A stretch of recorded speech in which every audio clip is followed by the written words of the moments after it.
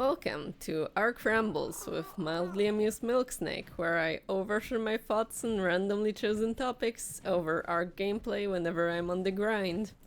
And today, I just want to point out that Mufasa, the Lion King movie, really wasn't that bad. I watched it 2 days before this was recorded, and I have to say, I enjoyed it quite a lot and see it as a reasonable prequel to the first Lion King movie. Now, before you all eat me, hear me out. I acknowledge that it breaks the canon established by one spin-off book inspired by Lion King in 1994, about Mufasa being the son of Ahadi, the previous king of the Pride Lands and blood brother of Scar. And I'm not here to try to undermine this. If that's your headcanon, it obviously has a right to be so. Even I read so many cool fan stories about the origins of Taka and Mufasa that were based in one of those poorly distributed books, that they will always be kind of a headcanon to me. Still, to say that Disney breaks its own canon is a little unfounded based on that. Remember, Disney, while making Lion King movies, never acknowledged this book even when they were still animating them. Person behind Lion King sequels was straight up unaware these books existed. They are a non-Disney sourced spin-off, and while some things like Mufasa not being descended from a line of royalty might look like a canon breaker, does he ever mentions his father absolutely being a king in the original movie? Or does he just mention that his father told him about the great kings of the past? Perhaps it's nitpicking, but technically speaking, the Mufasa movie doesn't seem to contradict anything claimed in the first movie. The only actual Disney-originated Lion King show it contradicts is The Lion Guard, which on its own is a weird hallucination of the franchise. So let's just take this movie on its own merit and say that it being the real backstory of Mufasa is maybe not in your headcanon, but at least plausible. The movie's trailer and many people basing their opinions on it caused a lot of controversy because, of course, we're all perhaps somewhat tired of being made to sympathize with the villains or being forced to acknowledge that they had somewhat valid reasons for being salty. But we're all forgetting one thing.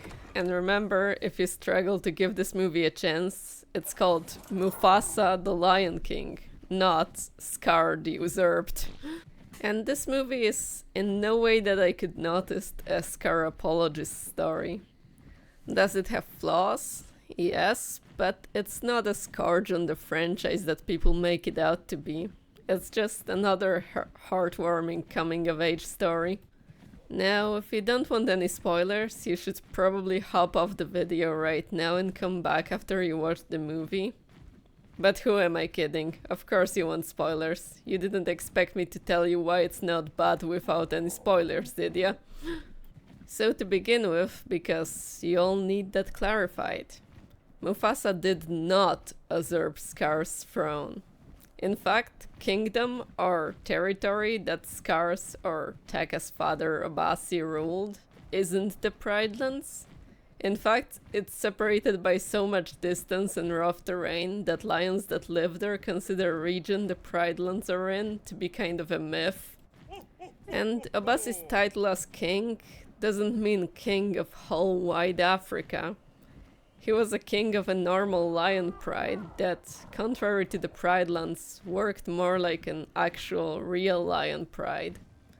He didn't have his prey bowing to him or kingly duties in maintaining the land. He just did what male lions do, nap and perhaps face challengers every once in a while, and felt a compulsion to eat stupid little orphans like Mufasa if his mate and love didn't trick him into accepting the poor lost cub barely existing, at least as long as it didn't get under his paws. After all, Abasi didn't really want to go that out of his way to traumatize his own son that developed a weird attachment to that orphan. Although, is it that odd? Abasi was really slacking on reproduction considering Taka had no other playmates. And just like any normal lion pride leader, he also valued his bloodline continuing above all else, even his own life. But just as in human societies, just because Taka was born a prince to this territory and this bloodline, doesn't mean he was a prince of everywhere he went to.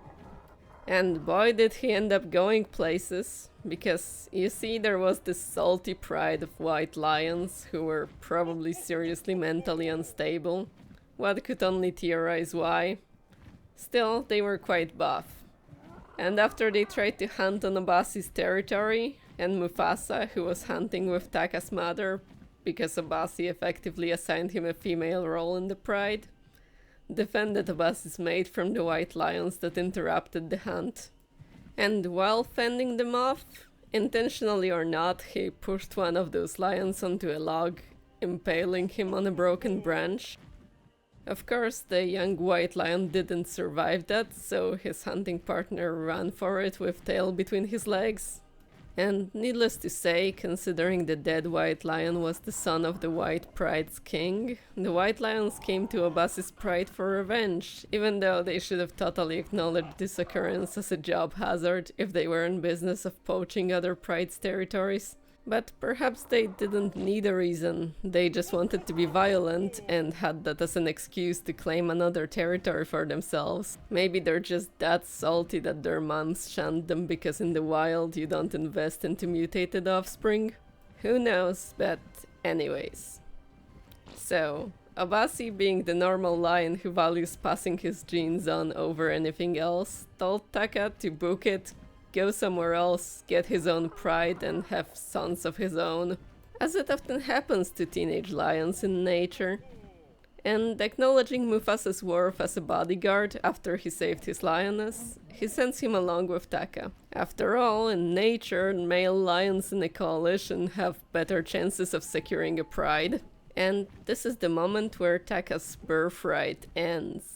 He is no longer in a place where he would be given reign for free just by virtue of being his blood. Neither Taka nor Mufasa know that, but the rest of the world, and even the fate itself, doesn't care about Abasi's bloodline as much as Abasi does. In fact, on the run, they meet Sarabi, who's clearly described as a princess. And she isn't Taka's sister. She's just the daughter of another king of another territory. Territory that was also taken over by those rabid white lions, by the way. Of course, the white leader is still in pursuit, blinded by hate over his son's death, even though he could totally make more cubs. Unless his fertility levels are negligible and his albinistic son was a small miracle to him, I don't know. So they team up to lose pursuit together. And where are they going? Well, the land that Mufasa's own family was allegedly traveling towards before Mufasa got lost. We don't know if that was meant in physical or spiritual sense, but hey, Mufasa's mom was already physically there when Mufasa managed to haul his butt to this Melele place, so maybe that's where Mufasa was meant to go with his birth family all along. Perhaps he was just born to be a ruler of that particular place. But anyways, it was all separated by miles of rough, lion-unfriendly terrain, perfect for losing a pursuit of rabid white lions. And of course, on the way there, Taka obviously catches feelings for the first non-related female he meets, as lions do. So he tries to chat up Sarabi. Sarabi isn't really having it, because his brother is more handsome and impressive in every way. Nobody's fault, really. Taka can't make her love him instead. But Mufasa, being raised as a submissive little bro, still tries to give Taka a boost in Sarabi's eyes, giving him tips and even lying that Taka was the one to save Sarabi's life in that one elephant stampede. Even though it was totally Mufasa who saved her. Taka was too much of a wimp for that. Of course, Mufasa is also low-key crashing on Sarabi, but he wouldn't intentionally steal his brother's love interest. He's not like that, and he still thinks Taka's royal blood is worth more than his own, for some reason. But Sarabi isn't stupid, she figures it out. silly males trying to set her up. So she confronts Mufasa and gets him to admit his true feelings and truth about who saved her. Which, of course, Taka overhears, and being salty insult that he becomes, decides to take it personally. Even though Mufasa had full intention of letting him have the girl, if the girl had even slightest bit of interest in Taka in the first place. But what's better than acknowledging that Sarabi has free will and Mufasa didn't make her choose him over Taka? Revenge. So, just as they managed to lose the white lions in the snow, Taka decides to seek them out instead and convinces the white lion leader that they have mutual interest in walking Mufasa over his snout. And so Taka rejoins the group and leaves tracks for Kiros the white lion so he can find this Milele place the monkey they picked up on the way is leading them to. As a bonus, you know, because apparently it's a very plentiful territory. Who wouldn't want that? So now let's stop here and analyze. Are Taka's motivations here excusing his behavior, which is a common accusation towards the movie? Absolutely not! Right from his cubhood, it is being established that Taka was quite a bratty child who's not taking a no for an answer and is willing to use trickery to get his way. This lesson is also reinforced by his father Obasi, who doesn't really teach him responsibility or discipline. He only teaches him how to maintain power as a lead male. Well, he's not an evil kid. Barely any toddler is. He's just selfish in a childish kind of way, and it's never trained out of him as he matures into adolescence. He blames Mufasa for betraying him by taking the love of his life, to be read as his first crush. But this is completely unjustified in the light of what Mufasa is actually trying to do. It's just a hallucination of Taka's spoiled kid brain, which isn't used to rejection, and at the same time is feeling inferiority complex over Mufasa's strength, blind courage, and hunting skills. That, by the way, he was never taught by his father because it's not King's role. Mufasa genuinely does nothing wrong to Taka and only accepts Sarabi's advances and tells her about his feelings after he's absolutely sure that there's nothing he can say to make her go for Taka instead. So while the movie is giving a plausible line of reasoning for Taka's saltiness towards his bro, it's not a justification for what Taka does. Any reasonable person should be able to see that what leads Taka on the path of evil is not anything Mufasa did, but Taka's own weak character alone. And true, when the final confrontation with the Light Lion in Milele ensues, Taka eventually ends up standing up for his adopted brother one last time and gets his scar in the process, probably because, as much as he's a selfish lion, he still haven't brewed quite enough salt to completely override his attachment to his brother. And that ends up earning him a place in Mufasa's new pride when animals hail Mufasa as their new king, even after Mufasa protests on the basis of his non-royal blood. Of course, Mufasa's grateful, but still hurt over his brother's betrayal, so he struggles to say his name again. So Taka proposes he calls him Scar, because as much as Taka reminds Mufasa of his betrayal, the scar on Scar's face was supposed to remind him on how Taka did save him in the end. That is, however, where I think a misunderstanding occurs, for Scar says, "So I remember what I have done," in a way that makes Mufasa probably think he wants to be reminded of his guilt. But what Scar actually probably means is to remember how he saved Mufasa's hide, again.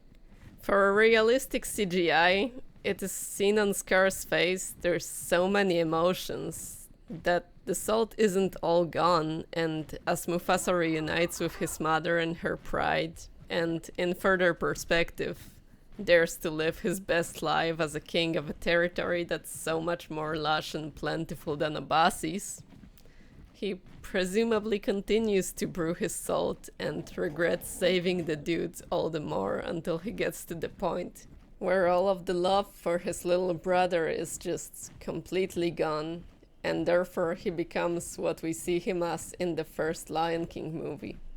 Mufasa didn't usurp anyone's throne. He was from the beginning set up by his own birth family to be spiritually guided to the land that will be his kingdom in the future. After all, his mom literally named him what means essentially a ruler. I don't know what connection Mufasa's bloodline had to Milele, but it must have been significant. Taka, meanwhile, had none. Sure, overall you could say the plot could have been more complex and less prophecy-based for all the people who don't like those kind of stories, but I see nothing wrong with it as it is. It's just a fun movie to watch with my family, and I wasn't left cringing afterwards.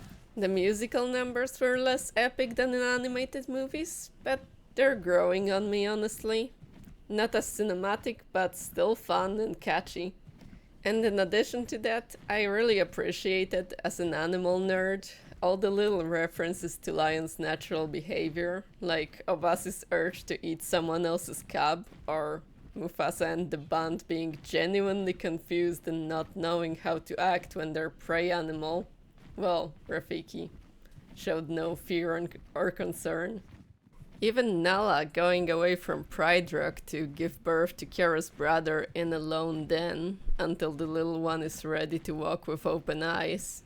I love when stories featuring animals give nod to their natural behaviors instead of just treating the characters as humans in animal costumes. So, what more can I say? If you want a fun Lion King movie, even if you treat it as a fan fiction and not canon, go ahead, watch it. It's not trying to create villain sympathy, it's not trying to preach any message, it's not out to ruin any character you love by changing them beyond recognition. The origin story it gives for Mufasa, well, it could be more fleshed out, is perfectly plausible for Lion King's universe, and in the end, just as the original, it's a story about maturing and accepting responsibilities, even those you never asked for. It also shows what happens when you refuse to mature and think your privileges are your birthright instead of being earned. When you blame others for taking attention away from you instead of improving yourself so you're worthy of the attention. How looking for betrayal in others when something doesn't go your way can lead you to dark thoughts and dark futures. And with that, if I convinced you to give the movie a chance, or you watched it and you think my take's reasonable, please like and subscribe so you can hear more of my thoughts in the future. And if you disagree, comment below, tell me why. I'm always curious to hear other people's points of view. And with that, I'm going to be wrapping up this episode. See you in the next one. Bye!